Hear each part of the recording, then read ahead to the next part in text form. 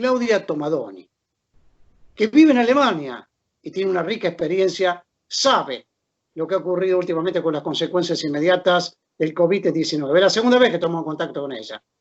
Es prácticamente una consultora de muchos medios periodísticos en la República Argentina. Nosotros le agradecemos, obviamente, que nos tenga también nosotros en consideración.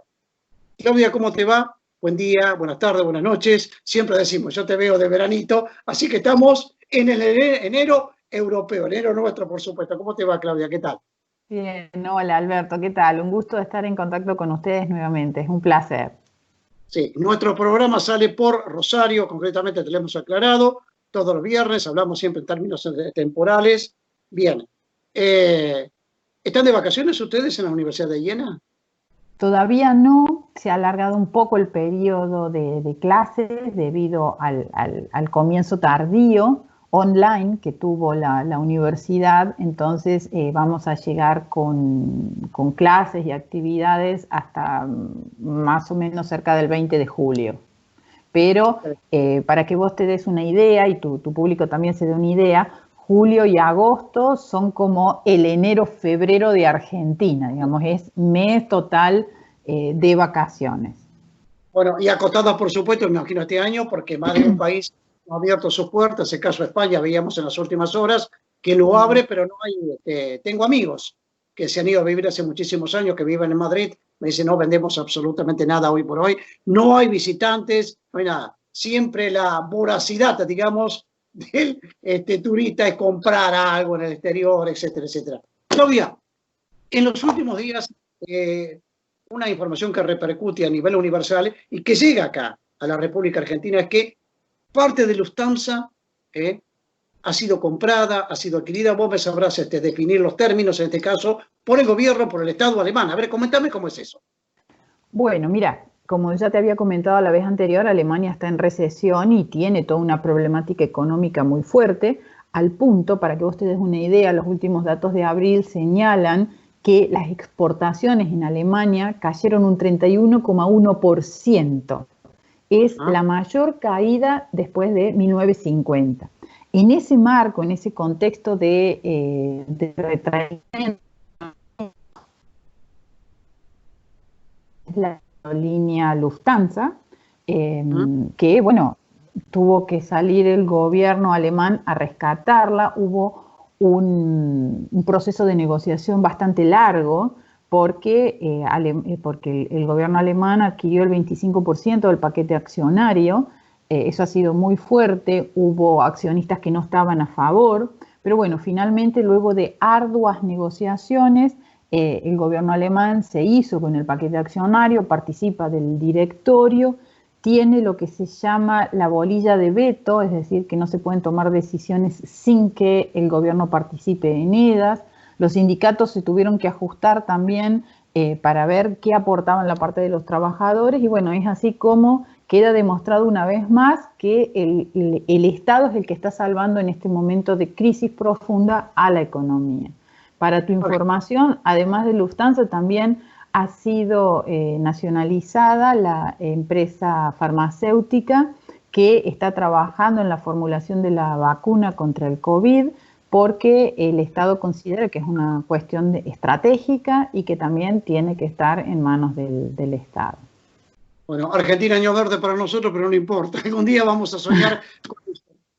Claudia, y las consecuencias inmediatas en lo que refiere a la salud, estamos hablando de la economía, la política, lo social, en Alemania y en los otros países, porque es una comunidad, es un solo Estado. Claro, claro. Digamos como que esta crisis impacta muy fuerte a nivel social, a nivel económico. Vos recién iniciabas tu charla hablando del tema de que estamos en vacaciones. Para que vos te des una idea, una encuesta que se hizo hacia finales del mes de mayo planteaba la pregunta, bueno, ¿cuántas personas se van a ir de vacaciones? Porque estaban todos los aeropuertos cerrados, había posibilidades de apertura, sí, no. Para que vos te des una idea, el 50% de los alemanes se va a quedar en su casa. Se va a quedar en su casa.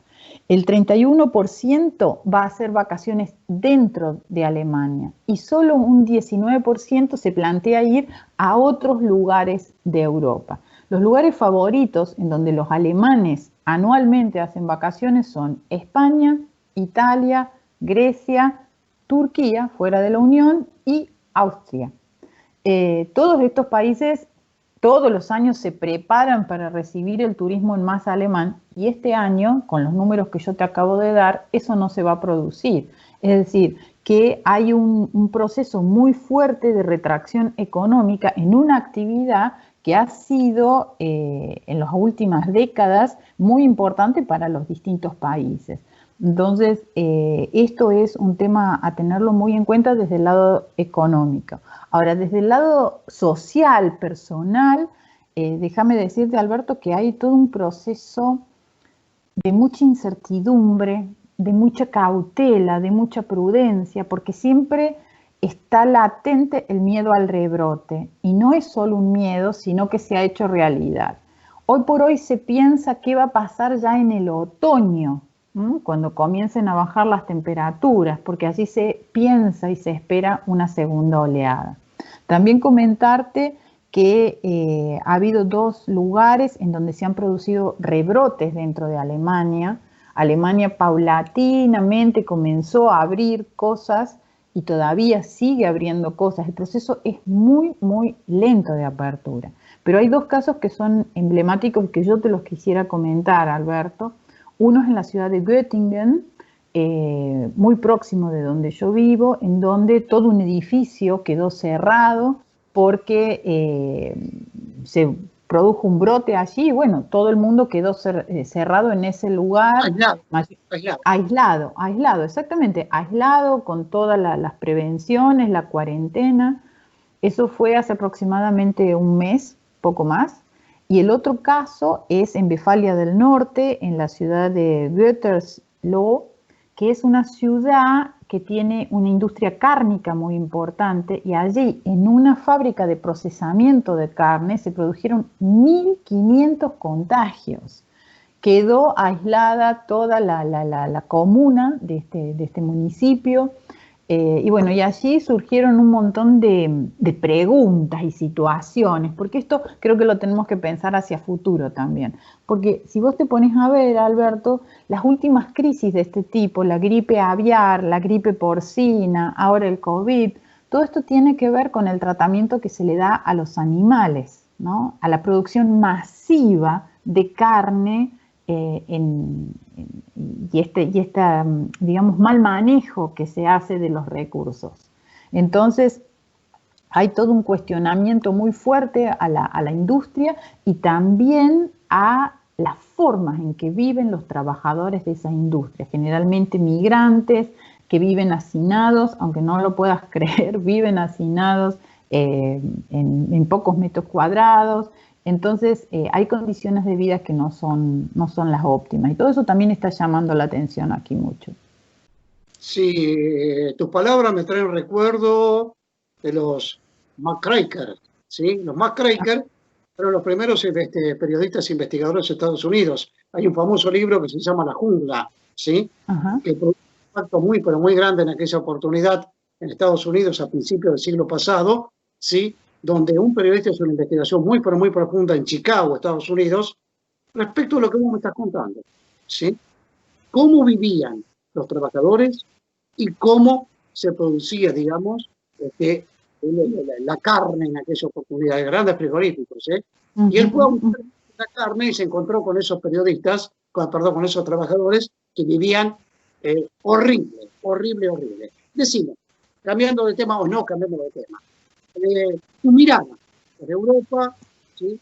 Tu mirada respecto de la República Argentina, de la región concretamente. No voy a hablar de cuestiones negativas, pero la grieta se profundiza, etcétera, etcétera. Yo sé que no me interesa hablar de actitudes miserables, concretamente, que al fin y al cabo no ayudan y no llevan ningún tiempo solución. ¿Cuál es tu mirada respecto de lo que está aconteciendo en la República Argentina, las consecuencias inmediatas que vamos a tener, que no van a ser pocas sobre la pandemia, cómo se sale todo esto?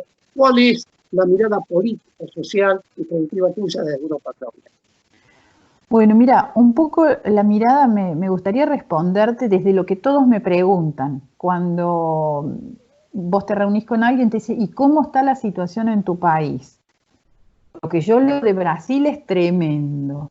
Entonces, los alemanes están muy, digamos, impactados por lo que está pasando en Brasil, por lo que está pasando en Chile, por lo que está pasando en Perú, que son países que han hecho un muy mal manejo de la pandemia.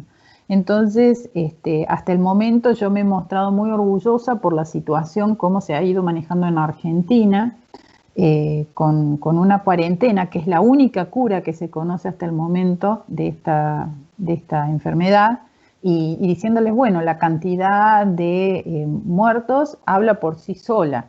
Entonces, creo que Argentina tiene que estar muy paciente, muy orgullosa, porque es un logro de toda la sociedad. Quedarse encerrado no es lo más sencillo, sobre todo cuando hay gente que pierde trabajo, pero también decirle a la gente que es una situación que se está dando en todo el mundo hay pérdida de trabajo, hay decrecimiento económico. Esta es la mayor crisis económica de la que se tenga memoria, superó largamente a la crisis de los años 30, nada que ver con la crisis de 2008, esto es mucho más profundo. Entonces, hay que tener mucha paciencia, apelar a la solidaridad, a ayudarnos entre todos y empezar a cambiar nuestra mentalidad. Yo creo que esta crisis trae aparejado tiene que traer aparejado una fuerte conciencia ambiental de lo que nos está pasando como sociedad. Porque por un lado hay una crisis sanitaria que es la que produce esta pandemia y que tiene como solución la cuarentena.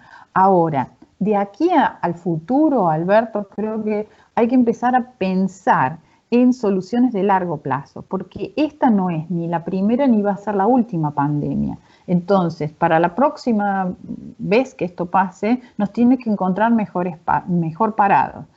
No solo en Argentina, sino en todo el mundo, porque esto es global, ya estamos totalmente interconectados. La globalización tiene cuestiones negativas, pero también tiene que tener cuestiones positivas. Y en esas cuestiones positivas es poder aprender de soluciones que se ensayan en otros lugares.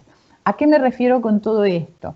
A que no podemos seguir viviendo en ciudades extensas como las que tenemos, en aglomerados en donde los sistemas de transporte son ineficientes, donde la gente vive hacinada en casas muy pequeñas, y a veces te digo esto, no solo con gente que tiene escasos recursos, sino también las clases medias, que a veces habitan en lugares que no son adecuados, ¿no? Entonces tenemos que repensarnos socialmente en cómo vamos a habitar, cómo nos vamos a apropiar del espacio, cuáles son los sentidos del espacio público, y todo eso prepararlo, ¿no? Bueno, yo tengo ahora sí la última pregunta cortita, ¿sí? Dale. Si vos, idealmente, si te piden, digamos, un asesoramiento, digamos, una sugerencia, y te dicen, ¿vos le salís a responder a toda esa catarata de lastre que todos los días ocurre en el país? ¿O hablas de las cuestiones positivas, como estamos hablando en este caso? Yo creo realmente que hay que ser gobierno y oposición responsable. Eso es el juego democrático. Entonces, si estamos jugando el juego de la democracia, tanto como gobierno como con oposición, tenemos que ir con propuestas, ir hacia adelante, pensando diferente, porque por eso hay diferentes partidos políticos, pero creo que hay que pensar con propuestas, y marcar una agenda que tenga que ver con el bienestar de la gente, no generando malestar en la gente, porque ya bastante malestar hay por toda la situación sanitaria. Entonces, si queremos ser una sociedad más justa, una sociedad más solidaria, vivir mejor, tenemos que pensar positivamente y hacer propuestas, ir hacia adelante, dejar un poco de lado los intereses sectoriales, los intereses, ¿qué te diré?, egoístas. Yo sé que puede resultar a veces utópico lo que te estoy diciendo, pero creo que no hay otra alternativa, Si no, lo único que vamos a conseguir es más miseria. Y una fractura institucional de la gran siete que no queremos ninguno, ¿eh? Que no están dadas las condiciones, ¿viste? Te estoy hablando seriamente para cerrar de un golpe de Estado en la República Argentina, pero hay golpes institucionales permanentes, ¿sí? Que te impongan un ministro de Economía, por ejemplo, que no tiene nada que ver con el pensamiento albertista. Ni vos ni yo estamos en hacer albertismo ni nada por el estilo. No, no, Alberto, no. inteligente, ha llegado a ese sitial por ser inteligente y capaz. Él sabrá defenderse Él ha concretamente. llegado por el voto de la urna, entonces lo tenemos que respetar. Así como se respetó el anterior presidente, aunque no se estuviese de acuerdo, hay que respetar a este presidente y hay que acompañarlo desde una oposición seria, responsable, propositiva. El problema es cuando esa oposición no tiene esas ideas. Uno está acostumbrado aquí a ver en Alemania la diferencia de posicionamientos ideológicos dentro de los políticos, pero a la hora de definir el bienestar de la gente, del país, hay acuerdos mínimos que son indispensables, ¿no? Y creo que eso va a hacer a Argentina una sociedad mucho más madura. Ojalá que la oposición pueda ser realmente una oposición constructiva, porque la necesita. O sea, se necesita eso. Este es un momento de crisis, no solo nacional, sino mundial. Todo el mundo está en crisis. Te agradezco infinitamente, Claudia, ha sido muy amable como siempre. Gracias, Un gracias. gusto para cuando ustedes quieran. Un abrazo, que estén muy bien.